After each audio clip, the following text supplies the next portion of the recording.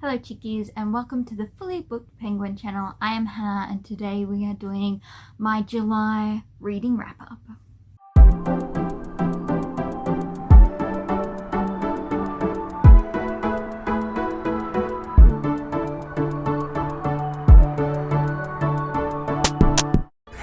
Now I didn't have the best month in July. We only finished 4 books.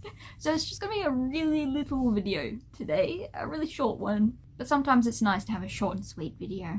Also, if you hear any thumping, my dad is on the roof. Alright, so first up I have The Tanglewood Secret by Patricia St. John, and this is a middle grade Christian fiction. And in this we are following Ruth, who is a young girl with her brother Philip, and they are currently living with their aunt and uncle because their parents are missionaries overseas.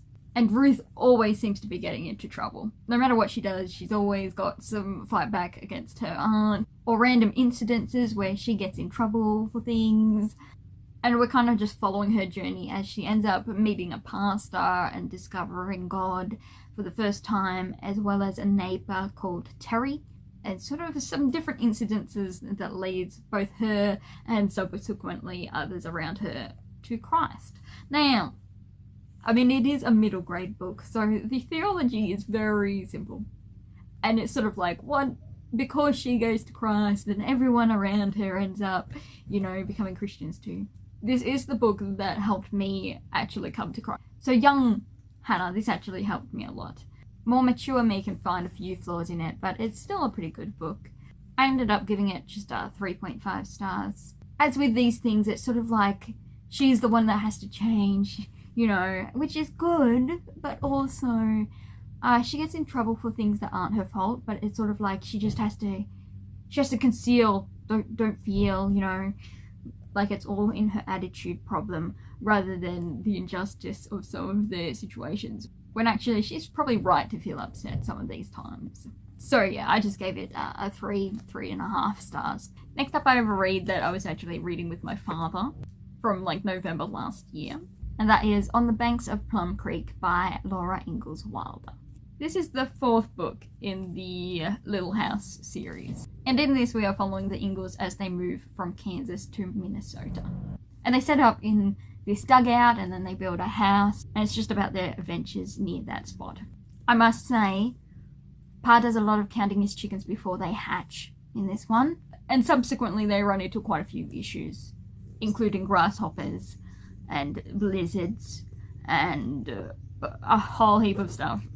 We do see Carrie in this a lot. In the previous book, she kind of just disappeared. Whenever it didn't come to Laura's mind, Carrie wasn't there. Whereas in this one, Carrie actually existed quite a lot. And it was part of the family dynamic at that point. As I say, these books are okay reading it with my dad, but they're not quite as fun as I remember them being. Well, it's non-fiction because it's Laura's life, real life. It's middle grade non-fiction. Some of the ways Laura tells the stories is a little bit all over the place. I am an adult now, so I'm not the target age range for these books.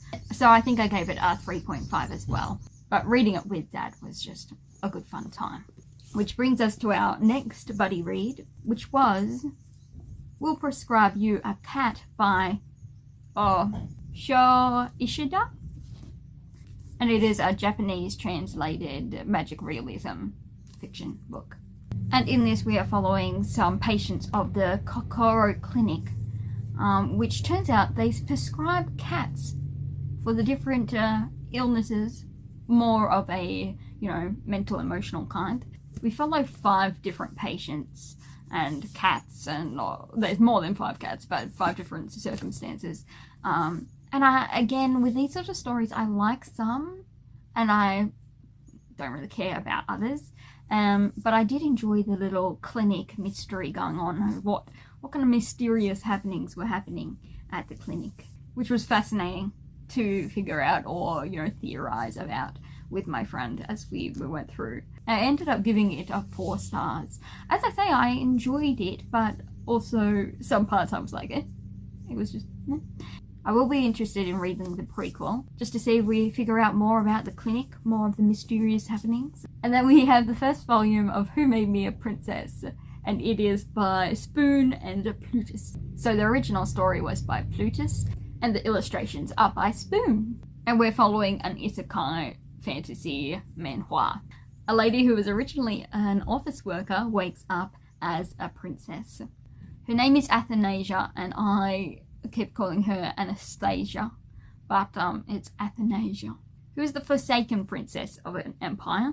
And her father is obviously the emperor, who pretty much abandoned her and neglects her. People in the castle sort of just ignore her. Because the emperor ignores her, then she only has a few people that even bother to care for her.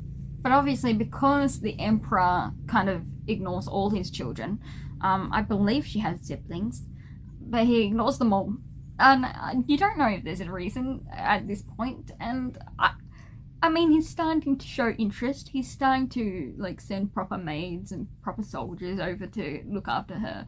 But her whole thing is that because she knows the book that she is isekai into, she's like, I'm gonna gather some riches and leave. Which obviously, we'll see whether that ends up happening.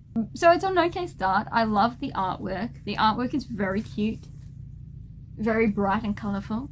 And we're kind of just getting the background story of the empire, just little bits and pieces.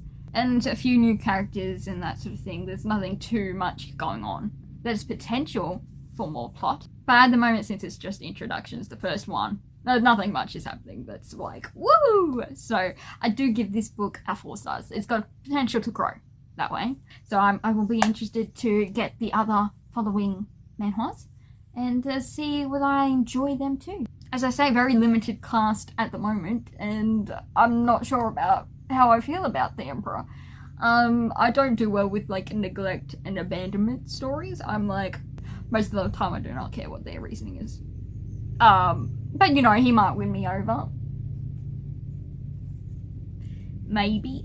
But in the original timeline, he did execute her. So even if he doesn't execute her in this timeline, does that really forgive him? I don't know. Anyway, so I've struggled for a while against noise pollution, and that's it. That's all I have for this month. Those 4 books. I'm hoping August, in my birthday month, is a lot better. Reading? Already I have multiple books on the go. I have been reading so far. It's only the 2nd of August. So, off to an okay start. So we'll see. I am hoping to get through my list and then maybe tackle some of my July TBR that I missed, of which there are pretty much everything. Pretty much everything I have on that list I did not get to. So I'll check in with you in September.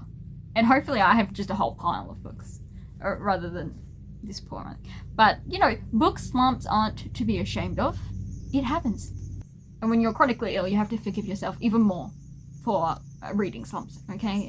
It just happens. Also, the birds today are so loud and so happy.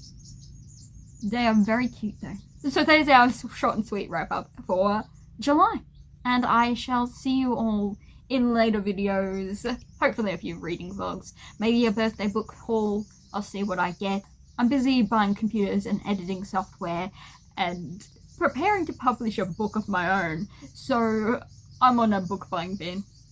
So it's only whatever I get for my birthday. But we shall see. For now, thank you for watching this video, and I shall see you all in the next video. Peace.